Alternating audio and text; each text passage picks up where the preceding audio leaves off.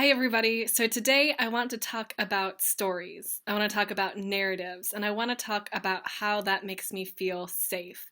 If I can tell a story about my life and what's happening in my life, if I can somehow make it worth it by making up a plot, by making up a reason that everything happened and how it's all going to turn out for the best, I feel like I'm in control. I feel like I can make anything happen as long as I have that story, as long as I have that narrative there. There's probably a lot of reasons why I feel that way, and I don't really care to go into a psychological analysis of the reason why stories make me feel safe, but I think it's important that I realize that they do. Stories are the reason we get up in the morning.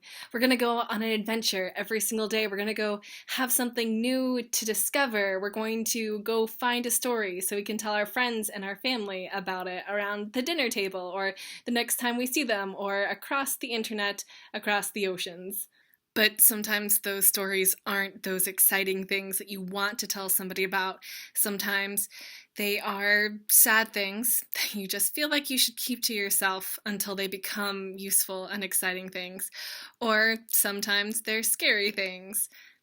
I just read Frankenstein for the first time this week, and I don't know if I've told every single one of you to read it, but everybody should have to read this book at some point in time in their life because it is fantastic. It is a story of people wanting to make something and make something great, and the consequences that come when you don't do that the right way.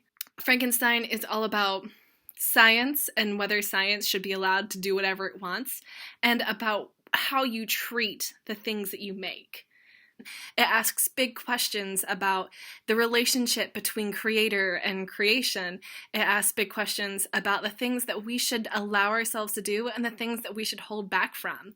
And it does all of this while going on adventures across the Alps and up to the North Pole and telling all sorts of stories about all sorts of people and frequently quoting Paradise Lost. Mary Shelley was 18 when she wrote Frankenstein, and I cannot imagine having been that person at 18. I cannot imagine having lived her life, but because of the story she told, I can.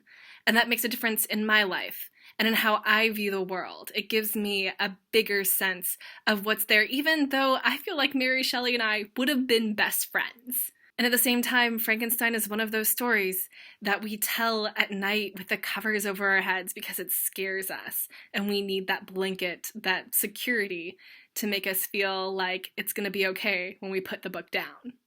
We all have our own stories. We all have our own ideas. We all have our own ways of expressing those things.